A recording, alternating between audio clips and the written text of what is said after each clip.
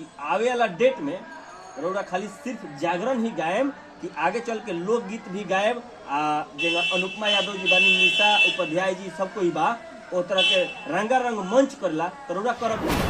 हमने के भोजपुरी के trending star, super star, Google star आज लाइव आके रोवा तनी कहाँ तक जाएंगे? उन्हों के तो नाम धर के कोई के बेटी बहन के गईले बनी। अगर हम बढ़िया रउरा गावतनी, रउरा मानतनी कि जागरण गाइले तो राउर व्यूज ना होई, जागरण के राउर व्यूज ना होई, अश्लीलता जे गावता ओकर बहुत मैंने केकर दोष बा, दर्शक के दोष बा आ कि कलाकार के दोष बा?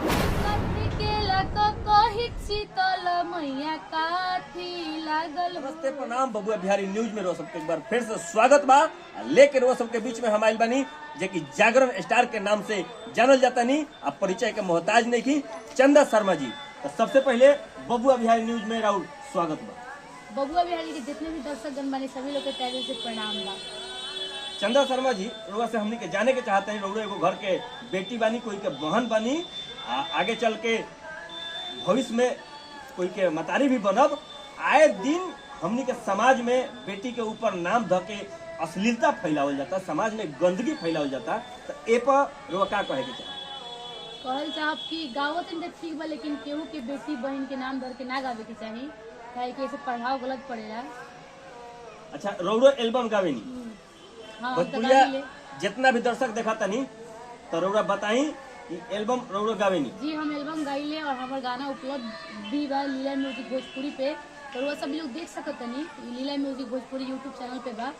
और लेकिन जो भी गाना गाविले, हम लोग गीत भी गाविले तो साफ सुथरा ही गावल चाहिए, ज्यादा कोशिश करीले कि केहू के मान के चलिए आज हम केहू के बेटी बहन के नाम धर के गाय, अगला दिन कोई हमारे नाम धर के गाई, ज्यादा अश्लील फैली, ऐसे संभल के गावे के बाद।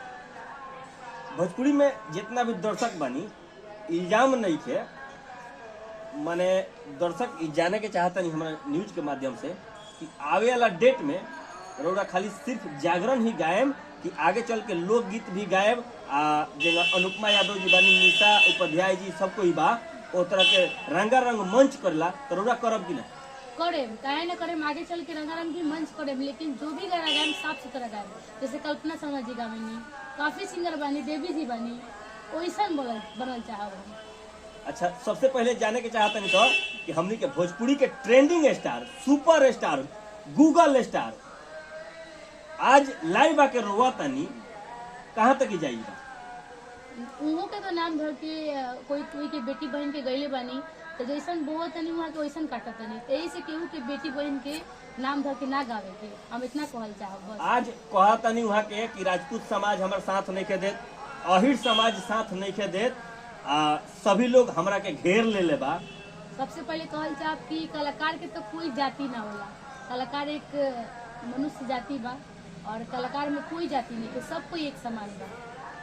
तो जो गंद फैलता आए दिन अश्लीलता के लेके, जे पावता उहे कोई के कुछ नाम धके गा देता, कोई कुछ बोल देता, ए पर और का कहे चाहिए? ना, जो भी गाय रहुआ सभी लोग साफ सुथरा गाएं कि समाज में अच्छा शिक्षा मिले, बड़ घोड़ के भी लोग सुन सके। अच्छा, जितना रहुआ लोग रफ गाना गाविले, देखिए जो मजदूरी करे वाले बानी उहे लोग सुनेले, लेकिन जितना बढ़िया घर के बानी ये सब गाना ना सुने, जितना सुने भक्ति आरती ये सब सुने, जितना बड़ा बड़ा घर के लोग बाटे, जे पढ़े लिखे वाला बाटे।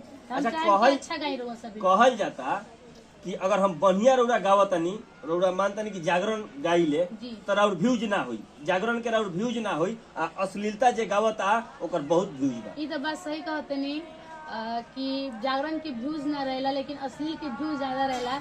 लेकिन हमारे संतोष बाबू से कहल जाला कि बूंद बूंद से तालाब बढ़ेला, तो हमारो एक दिन व्यूज जाई, हम इतना भरोसा करके चलीले।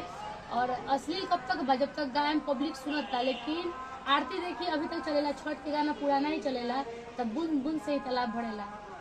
अच्छा, आज खेसारी लाल के बेटी कृति के नाम धके फिर से उ लड़का गंद फैला रहल बा, जौन पंकज सिंह बक्सर के जौन बा, फिर से खेसारी लाल यादव जी के बेटी के नाम धके, खेसारी लाल यादव जी के गांव के नाम धके आ पूरा समाज में एक फिर दू गुट हमनी के भोजपुरी के बांट दिले बा। ए पर का कहे के चाही? हम तो कह देनी सबसे पहले कि कोई के बेटी बहन बनी, मान के चलिए राउर माई बनी तो उनको माई बनी, तो केहू बेटी बहन के नाम धर के ना गावे के चाहिए, ऐसे समाज में अच्छा प्रभाव ना पड़ेला। रउआ सब देखा तनी आ बहुत ही अच्छा बात कहा तनी। सब कोई एक समान बा, कोई के हमनी के बेटी बहन के नाम धके अगर हमनी के गाँव तनी सब तो वह गिला रउर बेटी बहन के नाम धके गाई, तो ऐसे रउरा सब कोई के नाम धके मत गावे, बढ़िया गावे। जेंगा मदन चाचा जी, भिखारी ठाकुर भरत शर्मा जी, भिखारी ठाकुर भोजपुरी के महान शेक्सपियर, और देखिए वहाँ के 18 दिसंबर के जयंती भी वहाँ के आ रहा बा। तो जेंगा उ लोग गावता वही हमार नायिका जितना भी भाई कलाकार बनी और के गावे के अच्छा गईला पे के ना सुनेला, सब कोई सुनेला। काहे भिखारी ठाकुर जी गावत रहनी तो लोग ना सुनत रहे, काहे भरत शर्मा चाचा जी गावत रहनी तो ना लोग सुनत रहे। अच्छा एगो चीज हमरा के बताई, एमे मैंने केकर दोस्त बा, दर्शक के दोस्त बा आ कि कलाकार के दोस्त बा? दोस्त हम केहू के ना देवल चाहब। ई लोग ना गई तो लोग ना सुनी, ई लोग व्यू ना दी तो उ गावल बंद कर दी। दोनों आदमी के दोस्त बा मानी तो। ई बात बहुत अच्छा चंदा शर्मा जी कहनी कि अगर हमनी के नजरिया बदल देम सा, गंदा चीज के सुनल बंद कर देम सा, गंदा चीज के देखल बंद कर देम सा, तो कलाकार अपने आप बंद कर दिलो। आज देखी साफ सुथरा शिल्पी राज जी के गाना मार्केट में धूम मचा रहा बा, बहुत ही अच्छा हुआ गाना गाते हैं तो व्यूज बाकी ना बात सही बता कि हाँ शिल्पी राज जी नया उभरती हुई कलाकार, और ऐसा ही साफ सुथरा हुआ सभी लोग आई। देखी नैया डोला काफी गाना बाटे और वहाँ के चल रहा बा, तो हम चाहें कि वैसा ही रहुआ लोग साफ सुथरा गाना गाई। व्यू जाई काहे ना जाई जरूर, पब्लिक रहुआ सभी लोग अच्छा मूड सब रहुआ लोग मन में बैठा ले बनी कि हम गंदा ही गाएं तो पब्लिक सुनी, तो ऐसा बात नहीं कि रहुआ लोग साफ सुथरा भी गा के देखी, पब्लिक जरूर सपोर्ट करे। तो नया कलाकार जो है अश्लीलता फैलावता लो, कोई के बारे में उल्टा सीधा बोलता लो।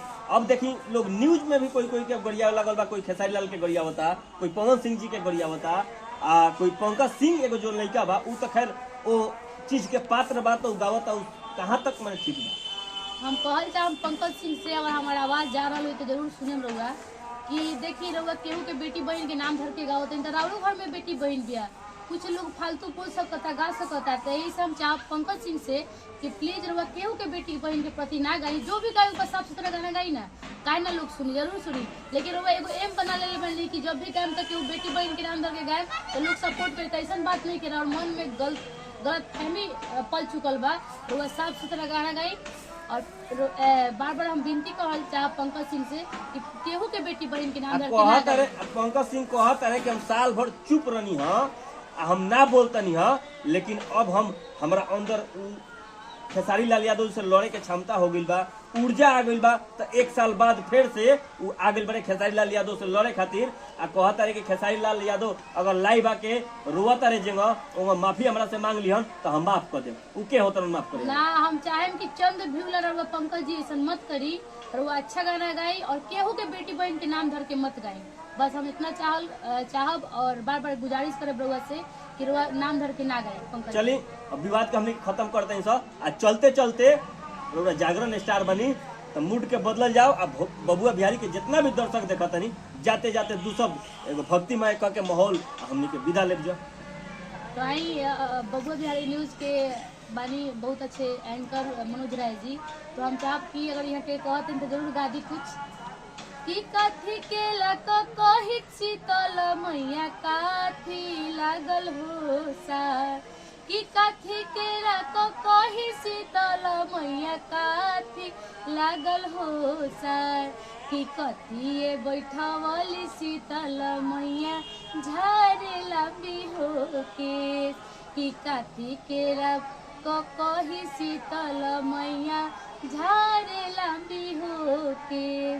बहुत अच्छा देखी कहल जाला माहौल कितना देखी चेंज करे के चाहे तो काना चेंज हुई, मानसिकता अपन चेंज कर दी, सब चीज चेंज बा। अभी देखी भक्तिमय माहौल हो गए, हमनी के घड़ी विवाद बात चलता, अभी भक्ति चल लगल, तो सब जितना भी बबुआ बिहारी न्यूज के दर्शक देखा तनी हम मनोज राय रोआ सबके गुहार करब कि बढ़िया चीज के बढ़ावा दी। जागरण स्टार हमनी के चंदा शर्मा जी बनी, इहो के रोआ सब देखी व्यूज दी, बढ़िया चीज के सुनवैया बढ़म, तब बढ़िया चीज अपने आप हमनी के समाज में आ जाई, आ कलाकार भी बढ़िया चीज परोसी, तो रउरा सब बढ़िया चीज के देखी, गलत के बाइकाट करी। और हम चाहें कि बबुआ बिहारी के जितना भी दर्शक गण देखत तनी उनका जरूर सपोर्ट करी, फुल सपोर्ट करी। और यहाँ के मन में बात कि लोग बुराई चीज देखेला तो ना रहुआ सभी लोग अच्छाई चीज के जरूर सपोर्ट करी और चैनल के सब्सक्राइब करी, शेयर करी और कमेंट बॉक्स में जरूर कमेंट करके बताएं कि रहुआ सभी लोग के वीडियो कैसा लगा। जय माता दी। चलते चलते चंदा शर्मा जी का दिल से बहुत बहुत धन्यवाद, बहुत अच्छा सीखे के मिलल। मिलत है फिर अगला में एक और कलाकार के साथ, तब तक के लिए जय हिंद।